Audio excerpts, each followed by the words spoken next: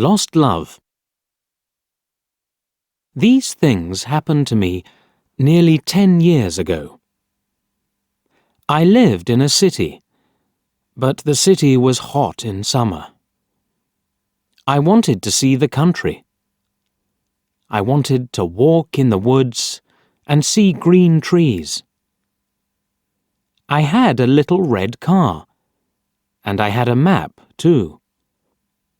I drove all night out into the country.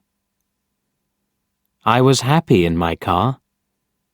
We had a very good summer that year.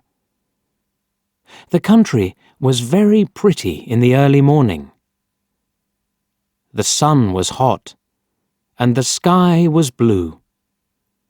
I heard the birds in the trees. And then my car stopped suddenly. What's wrong? I thought. Oh dear, I haven't got any petrol. Now I'll have to walk. I'll have to find a town and buy some petrol. But where am I? I looked at the map. I wasn't near a town. I was lost in the country. And then I saw the girl. She walked down the road, with flowers in her hand. She wore a long dress, and her hair was long, too.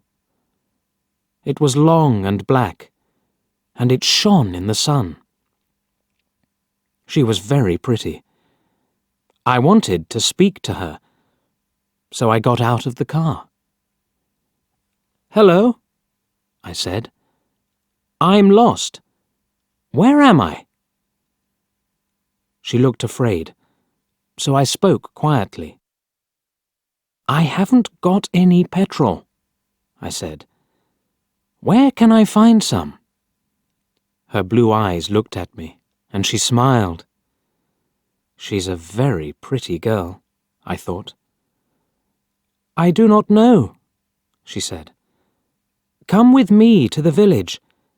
Perhaps we can help you." I went with her happily, and we walked a long way. There isn't a village on the map, I thought. Perhaps it's a very small village. There was a village, and it was old and pretty. The houses were black and white and very small. There were a lot of animals. The girl stopped at a house and smiled at me. "Come in, please," she said. I went in.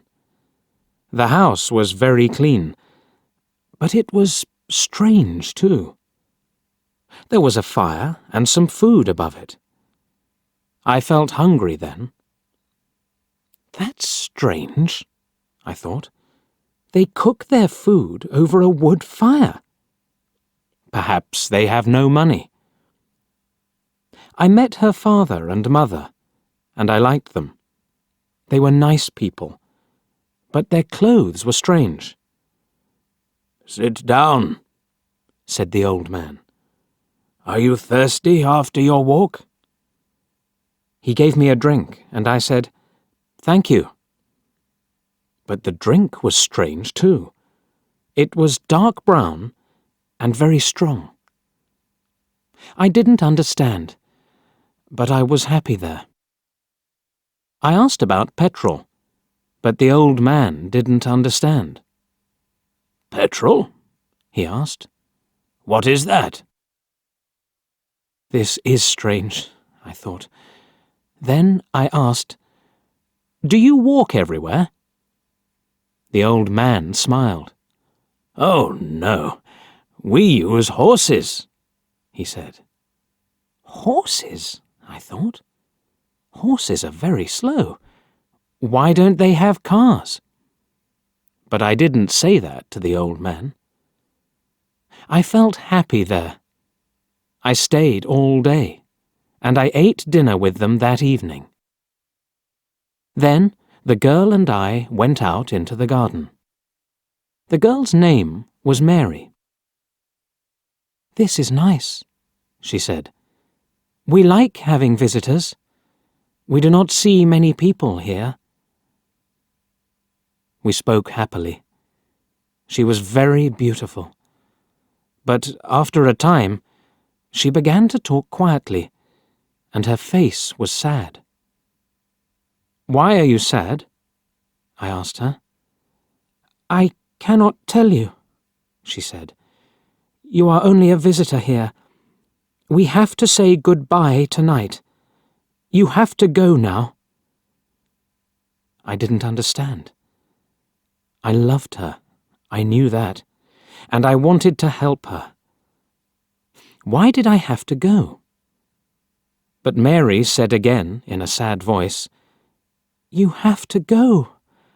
It is dangerous here." So I said, "I'll go to the next town and find some petrol. Then I'll come back." She didn't speak. "I love you, Mary," I said, "and I'll come back to you. You won't stop me." She said goodbye to me at the door. Her face was very sad, and I was sad too. I didn't want to go. It was midnight. The night was very dark, but I walked and walked. I was very tired when I saw the lights of a town. I found some petrol, and then I asked the name of the village.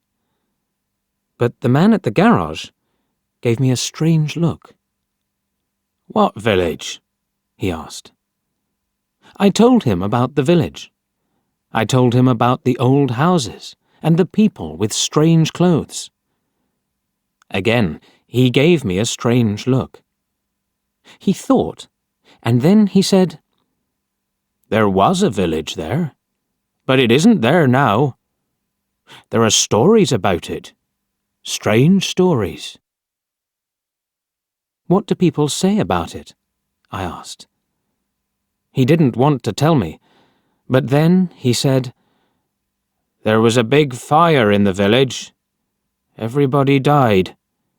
There aren't any people or houses there now." "How did it happen?" I asked. "And why?" "Oliver Cromwell killed them," he said. "He was angry with the villagers because they helped the king in the war." I couldn't speak. This isn't right, I thought. That war happened 350 years ago.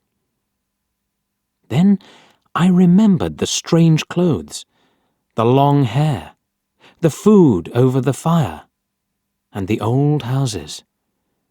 And I remembered, too, about the horses. "But I don't understand," I cried. "I saw the people and the village. I spoke to some people there." The man looked quickly at me, and then he spoke. "There's an interesting story about the village. For one day, every 10 years, it lives again. But only for one day. Then it goes away again for another 10 years. On that one day, you can find the village, but you have to leave before morning, or you will never leave." Can this be right? I thought. Perhaps it was. Mary said, "You have to go." She loved me, but she said, "We have to say goodbye." She was afraid for me. Now I understand, I thought. I went back to the village, but it wasn't there. I looked again and again, but I couldn't find it. I saw only flowers and trees. I heard only the sound of the birds and the wind. I was very sad. I sat down on the ground and cried. I will never forget that day. I remember Mary, and I will always love her. Now, I only have to wait 2 months. the village will come back again. On the right day, I will go back. I will find her again, my love with the long black hair. And this time, I will not leave before morning. I will stay with her.